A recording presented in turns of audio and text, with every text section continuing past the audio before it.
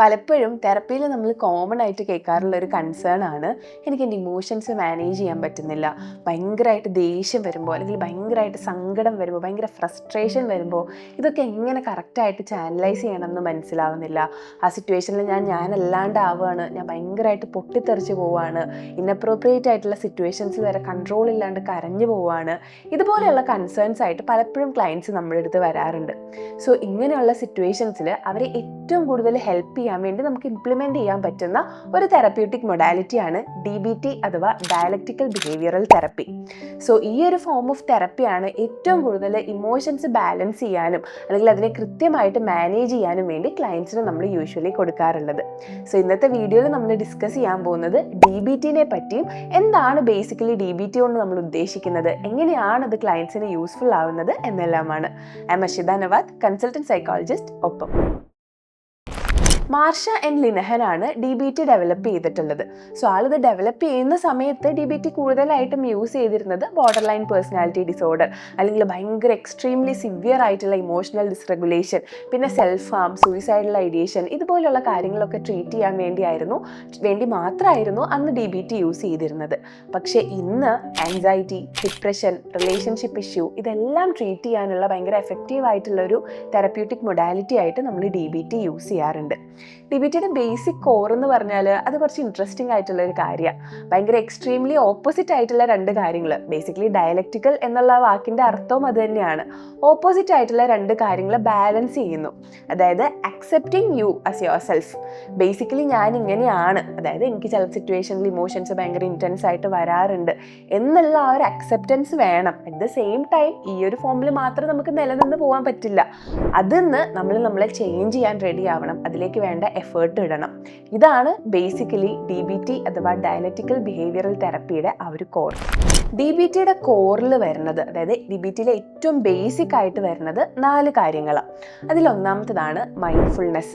Mindfulness ഈയിടെ ആയിട്ട് ഒരുപാട് പേര് അക്സെപ്റ്റ് ചെയ്ത് വരുന്ന, ഒരുപാട് പേർക്ക് ഭയങ്കര എഫക്റ്റീവായിട്ട് ഫീൽ ചെയ്യുന്ന, എന്താ പറയുക, തെറപ്പിയിൽ നമ്മൾ യൂസ് ചെയ്യാറുള്ള ഒരു ടെക്നിക്കാണ്. നമുക്കത് ലൈഫ് സ്റ്റൈലിൻ്റെ പാർട്ടായിട്ടൊക്കെ മാറ്റാൻ പറ്റുന്ന ഒരു കാര്യമാണ് മൈൻഡ്ഫുൾനെസ്. സോ ബേസിക്കലി DBTയുടെ കോറിൽ വരുന്ന ഒരു കോമ്പണൻറ്റും മൈൻഡ്ഫുൾനെസ് തന്നെയാണ്. മൈൻഡ്ഫുൾനെസ് ബേസിക്കലി മീൻസ് നമ്മളെ പറ്റി തന്നെ അവെയർ ആവുക. എന്താണ് നമ്മുടെ ഇമോഷൻസ്, എന്താണ് നമ്മുടെ ആക്ഷൻസ്, എങ്ങനെയാണ് ഈ ഇമോഷൻസ് ഈ ആക്ഷൻസിലേക്ക് ലീഡ് ചെയ്യുന്നത് എന്നുള്ളതൊക്കെയാണ് മൈൻഡ്ഫുൾനെസ് എന്നതുകൊണ്ട് ഉദ്ദേശിക്കുന്നത്. അടുത്തതാണ് ഡിസ്ട്രസ് ടോളറൻസ്. ഡിസ്ട്രസ് ടോളറൻസ് എന്നുള്ള ആ ഒരു പേര് കേൾക്കുമ്പോൾ തന്നെ നമുക്ക് മനസ്സിലാവുന്നുണ്ടാവും, നമുക്ക് പെട്ടെന്ന് ആ ഒരു എന്താ പറയുക ഇമോഷൻ്റെ ആ ഒരു ഹൈ വരുമ്പോൾ അല്ലെങ്കിൽ എന്നെക്കൊണ്ട് കൺട്രോൾ ചെയ്യാൻ പറ്റുന്നില്ല എന്നുള്ള ലെവൽ ഓഫ് ഇമോഷൻ വരുമ്പോൾ അതിനെങ്ങനെയാണ് ടോളറേറ്റ് ചെയ്യുക, അതിനെങ്ങനെയാണ് കൃത്യമായിട്ട് ചാനലൈസ് ചെയ്യുക, ഇതിനെയൊക്കെയാണ് നമ്മൾ ഡിസ്ട്രസ് ടോളറൻസ് എന്നുള്ളത് കൊണ്ട് ഉദ്ദേശിക്കുന്നത്. അടുത്തതാണ് ഇമോഷണൽ റെഗുലേഷൻ. ഒരു ലോങ് ടേമിലേക്ക് നമ്മുടെ ഇമോഷൻസ് നമ്മൾ എങ്ങനെ റെഗുലേറ്റ് ചെയ്യാൻ നമ്മൾ എങ്ങനെ പഠിക്കും, അപ്രോപ്രിയേറ്റ് ആയിട്ടുള്ള സിറ്റുവേഷൻസിൽ അപ്രോപ്രിയേറ്റ് ആയിട്ടുള്ള രീതിയിൽ എങ്ങനെ ഇമോഷൻസ് നമ്മൾ എക്സ്പ്രസ് ചെയ്യും, ഇമോഷൻസ് കൃത്യമായി എക്സ്പ്രസ് ചെയ്യുന്നതിലൂടെ എങ്ങനെ നമ്മളതിനെ മാനേജ് ചെയ്യാൻ പഠിക്കും, ഇതെല്ലാം ഇമോഷണൽ റെഗുലേഷനിൽ വരുന്നത്. അടുത്തതാണ് ഇൻ്റർപേഴ്സണൽ എഫക്റ്റീവ്നെസ്. പലപ്പോഴും കപ്പിൾ തെറപ്പിയിൽ, അതായത് റിലേഷൻഷിപ്പ് ഇഷ്യൂ ഒക്കെ ആയിട്ട് വരുന്ന ക്ലയൻസിൽ നമ്മൾ ഏതെങ്കിലും ഒരു പാർട്ട്ണറിനെ കുറച്ച് എക്സ്പ്ലോർ ചെയ്ത് പോകുമ്പോൾ അവിടെ എവിടെയെങ്കിലും ഒരു ബോർഡർ ലൈൻ ട്രെയ്റ്റോ അല്ലെങ്കിൽ ഏതെങ്കിലും ഒരു പാർട്ട്ണറിന് ഒരു ഇമോഷൻ കൺട്രോൾ ചെയ്യുന്നതിലുള്ള ഡിഫിക്കൽട്ടിയൊക്കെ നമ്മൾ യൂഷ്വലി കണ്ടുവരാറുണ്ട്. സോ അതുകൊണ്ടാണ് ഇൻ്റർപേഴ്സണൽ എഫക്റ്റീവ്നെസ്സിന് ഏറ്റവും കൂടുതൽ ഹെൽപ്ഫുൾ ആവുന്ന ഒരു തെറപ്യൂട്ടിക് മൊഡാലിറ്റിയാണ് DBT എന്ന് നമ്മൾ പറയുന്നത്. ഇപ്പോൾ ഫോർ എക്സാമ്പിൾ ഈ പറഞ്ഞ പോലെ ബോർഡർ ലൈൻ പേഴ്സണാലിറ്റി ഡിസോർഡറൊക്കെ ഉള്ള ക്ലയൻസിനാണെങ്കിൽ അവർക്ക് പലപ്പോഴും ആൾക്കാരോട് നോ പറയാനും അസേർട്ടീവായിട്ട് കാര്യങ്ങൾ സംസാരിക്കാനും ഒക്കെ ബുദ്ധിമുട്ടുണ്ടാവും. ഇങ്ങനെയുള്ള കാര്യങ്ങളിലൊക്കെ, അതായത് ആ ഒരു ഇൻ്റർപേഴ്സണൽ റിലേഷൻഷിപ്പ് എഫക്റ്റീവ് ആക്കാനും ഇൻ്റർപേഴ്സണൽ ആയിട്ടുള്ള അവരുടെ കമ്മ്യൂണിക്കേഷൻ പാറ്റേൺ ബെറ്റർ ആക്കാനും ഒക്കെ ഏറ്റവും കൂടുതൽ ഹെൽപ്ഫുൾ ആവുന്ന ഒരു തെറപ്യൂട്ടിക് മൊഡാലിറ്റിയാണ് DBT. ഇനി നമുക്ക് മൈൻഡ്ഫുൾനെസ്സിനെ പറ്റി കുറച്ച് ഡീറ്റെയിൽ ആയിട്ട് നോക്കാം. മൈൻഡ്ഫുൾനെസ് എന്ന് കേൾക്കുമ്പോൾ ചിലപ്പോൾ ആൾക്കാർ തെറ്റിദ്ധരിക്കാൻ ചാൻസ് ഉണ്ട്, ഇത് മെഡിറ്റേഷൻ ആണ് അല്ലെങ്കിൽ നമ്മൾ ഭയങ്കരമായിട്ട് ധ്യാനിച്ചിരിക്കുന്നതാണ് മൈൻഡ്ഫുൾനെസ്. ബേസിക്കലി മൈൻഡ്ഫുൾനെസ് എന്ന് പറഞ്ഞാൽ നമ്മൾ അവെയർ ആവുക എന്നുള്ളതാണ് ബേസിക്കലി അതിൻ്റെ അർത്ഥം. ഇപ്പോൾ പലപ്പോഴും നമ്മൾ നമ്മുടെ ഡേ ടു ഡേ ആക്ടിവിറ്റീസ് ഒക്കെ ചെയ്യുമ്പോൾ നമ്മളവിടെ കോൺഷ്യസ്ലി പ്രസൻ്റ് ആവണം എന്നില്ല. ഇപ്പോൾ നമ്മൾ രാവിലെ ഒന്ന് ബ്രഷ് ചെയ്യുകയാണ് അല്ലെങ്കിൽ നമ്മൾ കുളിക്കുകയാണ്, ഈ സിറ്റുവേഷനിലൊക്കെ നമ്മുടെ മൈൻഡ് ചിലപ്പോൾ അവിടെ ഒന്നും ആവണം എന്നില്ല. ബ്രഷ് ചെയ്യുന്നതും കുളിക്കുന്നതും ഒക്കെ നമ്മൾ വർഷങ്ങളായിട്ട് ചെയ്യുന്ന കാര്യങ്ങളായതുകൊണ്ട് ഇതൊക്കെ മസിൽ മെമ്മറിയുടെ പാർട്ടായിട്ട് ഉണ്ടാവും. നമ്മളവിടെ കോൺഷ്യസ്ലി പ്രസൻറ്റ് അല്ലെങ്കിൽ നമുക്കത് ചെയ്യാൻ പറ്റും.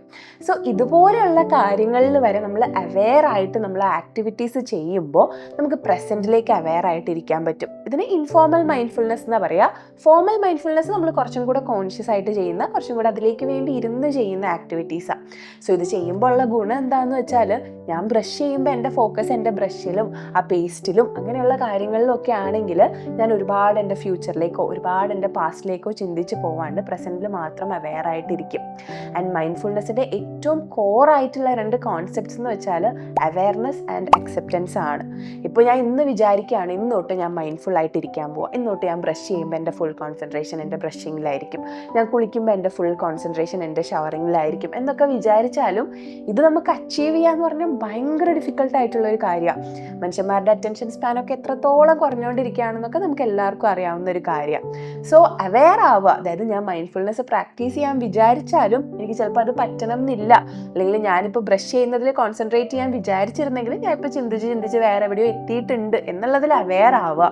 ആൻഡ് അക്സെപ്റ്റ് ചെയ്യുക. ആ ഒരു തോട്ട് വെച്ച് നമ്മൾ നമ്മളെ തന്നെ ജഡ്ജ് ചെയ്യാണ്ട് അയ്യോ എനിക്ക് തീരെ അറ്റൻഷൻ സ്പാൻ ഇല്ലല്ലോ, ഞാൻ തീരെ ഹാർഡ് വർക്കിംഗ് അല്ലല്ലോ, ഞാൻ ഇതിലേക്ക് പോലും എൻ്റെ എഫേർട്ട് ഇടുന്നില്ലല്ലോ എന്നുള്ള രീതിയിലൊന്നും നമ്മളെ തന്നെ ജഡ്ജ് ചെയ്യാണ്ട് നമ്മളതിൽ അക്സെപ്റ്റൻസ് കൊണ്ടുവരിക. സോ ബേസിക്കലി അവെയർനെസ് ആൻഡ് അക്സെപ്റ്റൻസിലൂടെ നമ്മളെപ്പറ്റി തന്നെ കൂടുതൽ മനസ്സിലാക്കുന്ന, നമ്മളെ ആ ഒരു പ്രസൻറ്റിൽ കൂടുതൽ ജീവിക്കാൻ ഹെൽപ്പ് ചെയ്യുന്ന ഒരു ഫാക്ടറാണ് മൈൻഡ്ഫുൾനെസ്. അടുത്തൊരു കോർ കോമ്പോണൻ്റ് ആണ് ഡിസ്ട്രസ് ടോളറൻസ്. ഡിസ്ട്രസ് ടോളറൻസിൻ്റെ ഏറ്റവും വലിയൊരു എയിം എന്താണെന്ന് വെച്ചാൽ, യൂഷ്വലി നമ്മൾ ഇമോഷൻസ് ഭയങ്കര ഹൈറ്റൻഡ് ആയിട്ട് വരുമ്പോഴായിരിക്കും നമ്മൾ ഇമ്പൾസീവായിട്ട് ഓരോ ആക്ഷൻസ് ചെയ്യുന്നത്. ചിലപ്പോൾ നമ്മൾ ഭയങ്കരമായിട്ട് ദേഷ്യം വന്നിരിക്കുമ്പോഴായിരിക്കും നമ്മൾ വേറെ ആരോടെങ്കിലും ഭയങ്കരമായിട്ട് ഷൗട്ട് ചെയ്യുന്നതോ, അല്ലെങ്കിൽ ചിലപ്പോൾ അവരെ ഫിസിക്കലി നമ്മൾ കയ്യേറ്റം ചെയ്യുന്നതോ അങ്ങനെ എന്തെങ്കിലും ചെയ്യുന്നത്. അല്ലെങ്കിൽ നമ്മൾ ഭയങ്കര സാഡായിട്ട് ഭയങ്കര ഹോപ്പ്ലെസ് ആയിട്ടൊക്കെ ഇരിക്കുമ്പോഴായിരിക്കും നമ്മൾ സെൽഫ് ഹാം പോലെയുള്ള കാര്യങ്ങളിലേക്കൊക്കെ എൻഗേജ് ആവുന്നത്. സോ ഡിസ്ട്രസ് ടോളറൻസിൻ്റെ ആ ഒരു ഉദ്ദേശം എന്ന് വെച്ചാൽ ഇൻസ്റ്റൻ്റ്ലി ഞാൻ എൻ്റെ എല്ലാ സിറ്റുവേഷൻസും അങ്ങോട്ട് ബെറ്റർ ആക്കുക എന്നുള്ളതല്ല, പക്ഷെ കാര്യങ്ങൾ കൂടുതൽ വേഴ്സ് ആവുന്നതിൽ നിന്ന് പ്രിവെൻറ്റ് ചെയ്യുക എന്നുള്ളതാണ് ഡിസ്ട്രസ് ടോളറൻസ് കൊണ്ട് നമ്മൾ ഉദ്ദേശിക്കുന്നത്. സോ അതിന് യൂഷ്വലി നമ്മൾ കൊടുക്കാറുള്ള കുറേ ടെക്നിക്സ് ഉണ്ട്. അതിലൊന്നാണ് tips, TIPPS. So tips basically means T four temperature. നമ്മളിപ്പോൾ ഉള്ള ആ ടെമ്പറേച്ചറിന് എന്തെങ്കിലും ഒരു മാറ്റം വരുത്തുക. പലപ്പോഴും ഇപ്പോൾ നമ്മൾ പറയും എന്തെങ്കിലും ഭയങ്കര തണുത്ത ഐസ് എടുത്ത് ഹോൾഡ് ചെയ്യുക, അല്ലെങ്കിൽ ഭയങ്കര കോൾഡ് ആയിട്ടുള്ള വാട്ടർ എടുത്ത് നമ്മൾ മുഖത്തേക്ക് സ്പ്ലാഷ് ചെയ്യുക. അങ്ങനെ എന്തെങ്കിലും വരുമ്പോൾ നമുക്ക് ആ ഒരു ക്വിക്കായിട്ട് നമ്മൾ ഇമ്പൾസീവായിട്ട് ചെയ്യുന്ന ആ ഒരു ആക്ഷൻ നമുക്ക് പ്രിവെൻറ്റ് ചെയ്യാൻ പറ്റും. അടുത്തതാണ് ഐയിൽ നമ്മൾ പറയുന്നത് ഇൻറ്റൻസ് എക്സസൈസ് ആണ്. നമുക്ക് ആ ഇമോഷൻ ഭയങ്കര ആ ഒരു ഹൈറ്റിൽ ഫീൽ ചെയ്യുമ്പോൾ നമ്മൾ അതിൽ നിന്നൊന്ന് കുറച്ച് കാമാക്കാൻ നമ്മൾ ഭയങ്കര സ്ട്രോങ് ആയിട്ടുള്ള വർക്കൗട്ട് ഹെൽപ്പ് ചെയ്യും. പിന്നെ ഉള്ളത് പിയിൽ നമ്മൾ ആദ്യം പറയുന്നത് പേസ്ഡ് ബ്രീത്തിങ് ആണ്. നമ്മൾ ഭയങ്കര സ്ലോ ആയിട്ട് ഇൻഹെയിൽ ചെയ്ത് കുറച്ച് നേരം ഹോൾഡ് ചെയ്ത് അത്രയും സ്ലോ ആയിട്ട് എക്സ്ഹെയിൽ ചെയ്യുന്നതാണ് ആദ്യത്തെ P അഥവാ പേസ്ഡ് ബ്രീത്തിങ്. പിന്നുള്ളതാണ് പ്രോഗ്രസീവ് മസിൽ റിലാക്സേഷൻ. JPMR ടെക്നിക്കിനെ പറ്റിയൊക്കെ നമ്മൾ യൂഷ്വലി ക്ലയൻസിന് പറഞ്ഞു കൊടുക്കാറുണ്ട്. ആ ഒരു പ്രോഗ്രസീവ് മസിൽ റിലാക്സേഷൻ ആ ഒരു മൊമെൻറ്റിൽ ചെയ്താൽ ക്വിക്കായിട്ടുള്ള ആ ഒരു ആക്ഷൻ എന്ന് നമുക്ക് അവരെ പ്രിവെൻറ്റ് ചെയ്യാൻ പറ്റും. സോ ഈ ടിപ്സ് പോലെയുള്ള ഒരുപാട് ഡിസ്ട്രസ് ടോളറൻസ് സ്കിൽസ് ഉണ്ട്. ഇതെല്ലാം DBTയിൽ നമ്മൾ ഈ ക്ലയൻസിനെ ഇൻറ്റൻസ് ആയിട്ടുള്ള ഇമോഷൻസ് കാരണം ഉണ്ടാവുന്ന ഇമ്പൾസീവ് ബിഹേവിയറിൽ പ്രിവെൻറ്റ് ചെയ്യാൻ വേണ്ടി പഠിപ്പിച്ചു കൊടുക്കുന്ന കാര്യങ്ങളാണ്. സോ ഇതുപോലെയുള്ള ഡിസ്ട്രസ് ടോളറൻസ് സ്കിൽസും DBTയുടെ ഒരു ബേസിക് കോർ ആയിട്ടുള്ള എലമെൻ്റ് ആണ്. അടുത്തതാണ് ഇമോഷണൽ റെഗുലേഷൻ. ഇമോഷൻസിനെ റെഗുലേറ്റ് ചെയ്യുക, അതിനെ കൃത്യമായിട്ട് മാനേജ് ചെയ്യുക, ഇത്രയും നമ്മൾ ഉദ്ദേശിക്കുന്നുള്ളൂ. പക്ഷെ പലപ്പോഴും ഇമോഷണൽ റെഗുലേഷൻ എന്ന് കേൾക്കുമ്പോൾ ആൾക്കാർ വിചാരിക്കുന്നത് ഇമോഷൻസിനെ എക്സ്പ്രസ് ചെയ്യാണ്ട് അതിനെ കഷ്ടപ്പെട്ട് സപ്രസ് ചെയ്ത് വെക്കുന്നതാണ് നമ്മളിതുകൊണ്ട് ഉദ്ദേശിക്കുന്നത് എന്നാണ് ആൾക്കാർ വിചാരിക്കുക. പക്ഷെ അത് ആക്ച്വലി നെഗറ്റീവ് എഫക്റ്റ് ആയിരിക്കും കൊണ്ടുവരിക. DBTയിൽ പറയുന്നത് എന്താണെന്ന് വെച്ചാൽ ഇമോഷൻസ് നല്ലതെന്നോ മോശമെന്നോ ഇല്ല. Emotions are neither good nor bad. എല്ലാ ഇമോഷൻസിനും ഓരോ പേർപ്പസും ഉണ്ടാവും. പക്ഷേ ഇത് പ്രോബ്ലമാറ്റിക് ആവുന്നത് ഇമോഷൻസ് നമ്മുടെ ബിഹേവിയറിനെ കൺട്രോൾ ചെയ്യുമ്പോഴാണ്. സോ ഈ ഇമോഷണൽ റെഗുലേഷൻ കൊണ്ട് നമ്മൾ ഉദ്ദേശിക്കുന്നത് നമുക്കൊരു ഇമോഷൻ ഭയങ്കര ഹൈറ്റിൽ ഫീൽ ചെയ്താൽ അതിനെ മനസ്സിലാക്കി അത് നമ്മളൊരു ഇമ്പൾസീവ് ആയിട്ടുള്ള ബിഹേവിയറിലേക്ക് ലീഡ് ചെയ്യാണ്ട് നമ്മൾ എങ്ങനെ അതിനെ മാനേജ് ചെയ്യും എന്നുള്ളതാണ് നമ്മൾ ഇമോഷണൽ റെഗുലേഷനിൽ ഉദ്ദേശിക്കുന്നത്. അടുത്തതാണ് ഇന്റർപേഴ്സണൽ എഫക്റ്റീവ്നെസ്. നമ്മൾ മുമ്പേ ഡിസ്കസ് ചെയ്തതുപോലെ യൂഷ്വലി ആദ്യം DBT ഡെവലപ്പ് ചെയ്തത് തന്നെ ബോർഡർ ലൈൻ പേഴ്സണാലിറ്റി ഡിസോർഡർ ഉള്ള ക്ലയൻസിനെ ഹെൽപ്പ് ചെയ്യാൻ വേണ്ടിയാണ്.